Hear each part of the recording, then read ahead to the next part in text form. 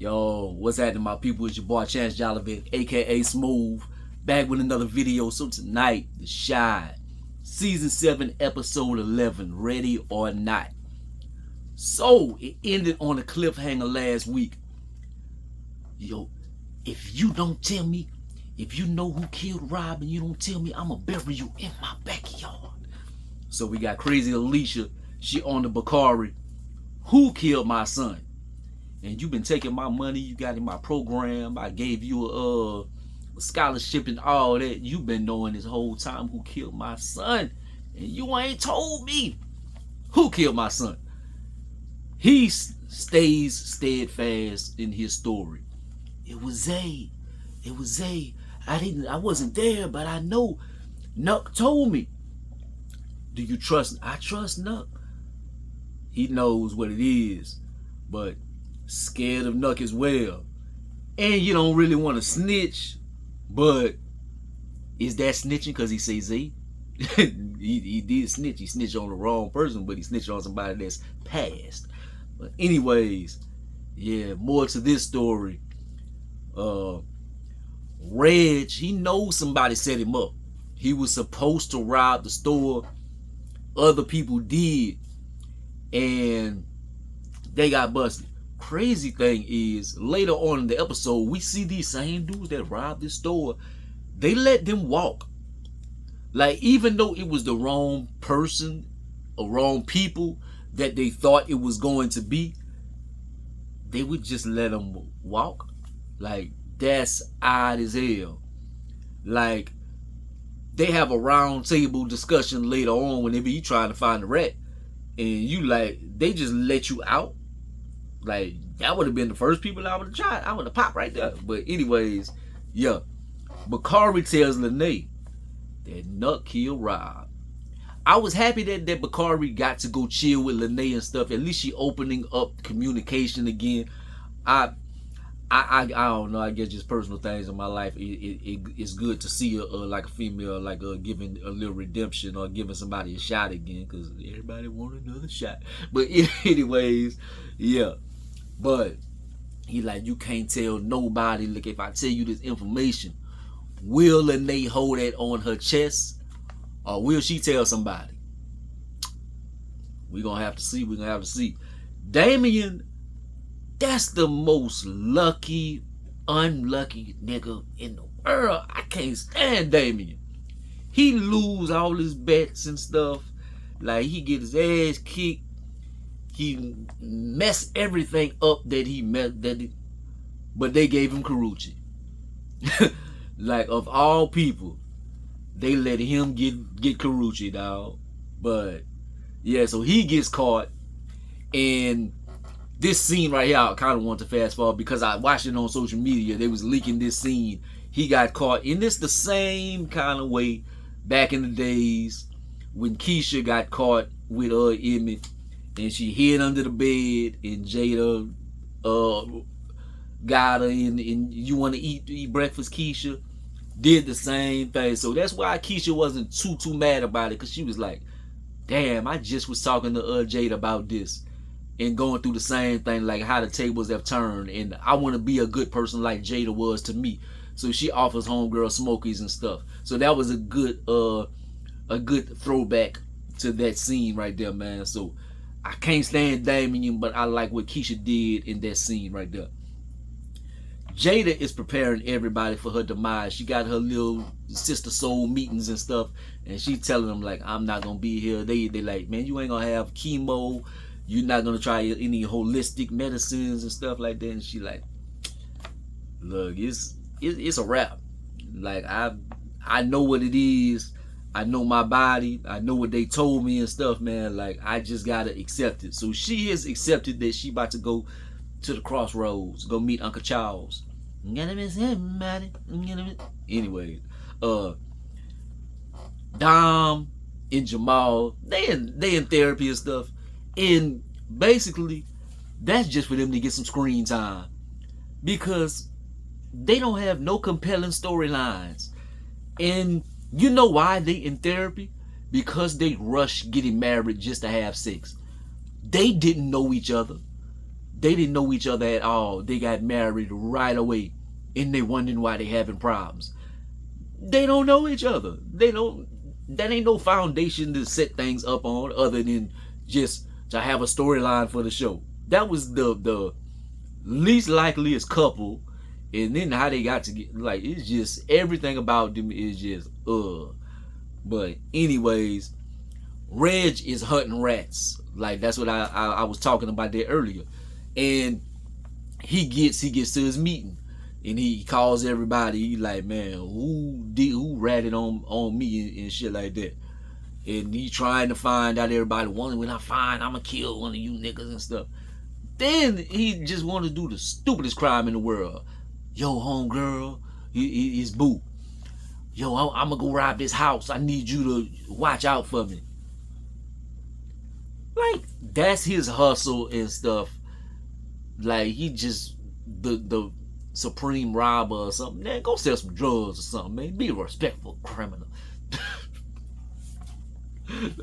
But yeah, he just knocking off houses and any little stealing scheme he can come up with. And the cops and everybody, they are on him. They want him so bad, but he just want to go rob houses and stuff. Like, yeah, Reg, he just, I don't like the character. I don't like what he doing. Just everything about him. I just don't like it right now. I like, and speaking of not liking, let's switch it up to people that we liking right now. I hated Zeke's character, old Pastor Zeke. I like how he reconnecting with his wife, man. Like, I don't know, I said that about Bakari and them, but it's just a theme. I just like to see whenever somebody reconnecting and stuff, and just seeing Pastor Zeke like brightening up again and seeing him happier with this woman and stuff, man. Like, and you could see his character changing on the show. But it's not all because of her. It's because he's not chasing that money and stuff like he was. He was about worldly things and about appearance and stuff. Now he becoming more of a grounded character on the show. Charles, but he was talking to Charles. He was like, yo, I need you want to be my second up as far as my co-pastor or whatever it is. I need you to have a wife, man. Like, but he not married right now. He's trying to get back with his ex-wife, but he's single right now as well. But anyway, so he telling Charles, and Charles like, man, look, I'm a hoe. I like stuff. Basically, that's what he want to do. But anyways, so Charles, we see him later on, and he get all up on Hannibal's wife. I'm like, man, that's he didn't say to go take somebody else's wife, but Hannibal like, hey, hold up, homeboy. They like, nah, I used to talk to Angie's sister. Who is Angie's sister, man? They keep talking about this mysterious sister. Who is it? And I'm like, who are they going to bring on the show? And it's going to be, I'm pretty sure it's gonna be like a mysterious character. It's gonna be a popular actress and stuff, and we're gonna be like, oh, I don't think they got enough budget to bring like Megan Good, Regina King, Regina Hall. Who they gonna bring? Rihanna? They ain't got that budget. Like, who will be Angie's sister? It's gonna be somebody big, I think. But Papa, I didn't like this scene right here.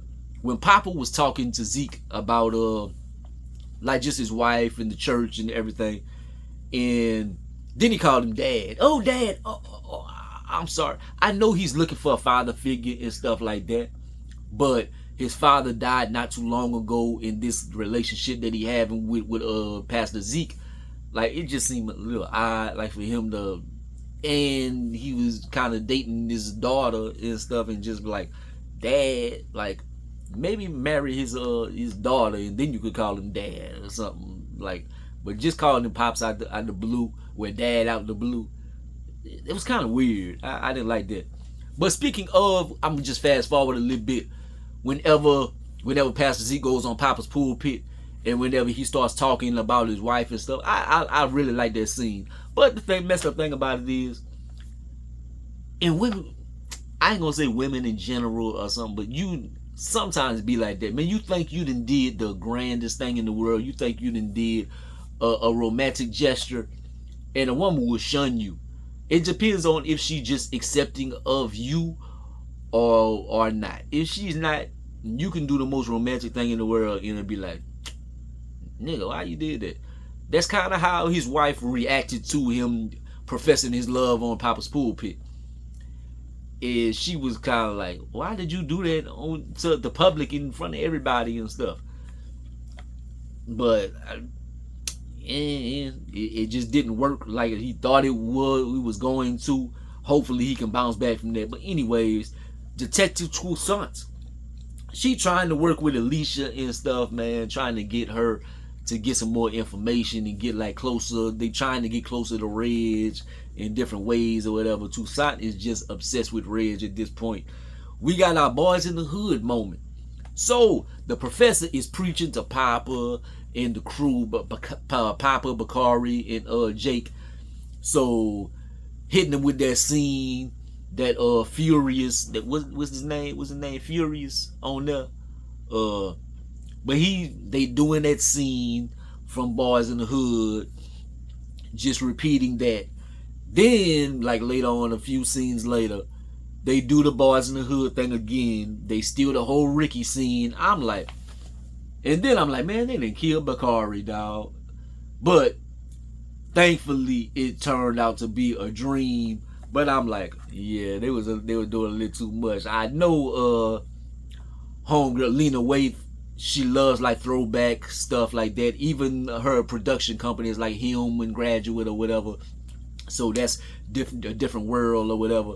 But like just stealing the whole Boys in the Hood thing. But they did Love Jones on the show and stuff. So she's known to do that with the Shaad, like just an ode to some of her favorite programs or whatever. Anyways, speaking of throwback, Oshad. He on a date. And I'm rooting for the brother. I'm rooting for him, man. And it's actually going good. And he vibing with homegirl. And then he like, man, I'm just tired of being a broke nigga that just can't get my shit together or whatever. And broke nigga that's fresh out of jail and just not feeling worthy and stuff. And I don't want to be like too personal on here and get like too, like, I've been doing a lot of things lately and just been trying to like build up myself, like been going ahead, went through some things or something. Man, what Shaad said, like not necessarily exactly what he said, but just the sentiment, I'm like, damn. I'm like, man, I kind of feel like that sometimes too. Like just unworthy in that way or whatever. And don't be wanting to put yourself out there because you just don't feel like you don't feel like you at a level like to be proud of yourself and have somebody else proud of you as well. So what Shaad going through, like on the writing on the show, I feel like if I could relate to a character on the show, it's probably Shaad. Like, and I hate to say that, but yeah, a little bit of Shaad, and I was about to say Vic. Not exactly Vic, but just like it's trying to be a good guy. I try to be a good guy like Vic, but just not the other shit. But anyways, so we got Jada homecoming event.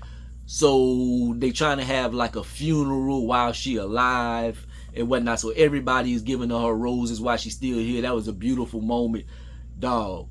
When Emmett gave his speech, when he broke down, I broke down too. I was sitting here, I was just like, because they blanked out everybody else's speech. Everybody was just talking and they didn't even like play it. They just did like a montage and you didn't hear what nobody said. But Emmett, I knew whenever they let him speak and stuff, and then he just broke down and couldn't get it out. Yo, I was crying too. I ain't gonna lie. I was crying. Hey, oh well. Jada, man, her and Emmett, they smoking the L and all that good stuff. Like, I wouldn't smoke with my mama or drink or whatever, but I don't smoke or drink, so that's just like, but but anyway, I wouldn't even share a Coke with her. I don't drink soda, but damn, I'm healthy. But anyways, yeah. They doing that, they smoking the L together, and they like, I want y'all to leave Chicago. I want y'all to be safe and stuff. I want you to promise me. So damn, that's gonna be another one of the OGs that might leave the show. We done lost Kevin. We lost Ronnie. Maybe we lost Maisha.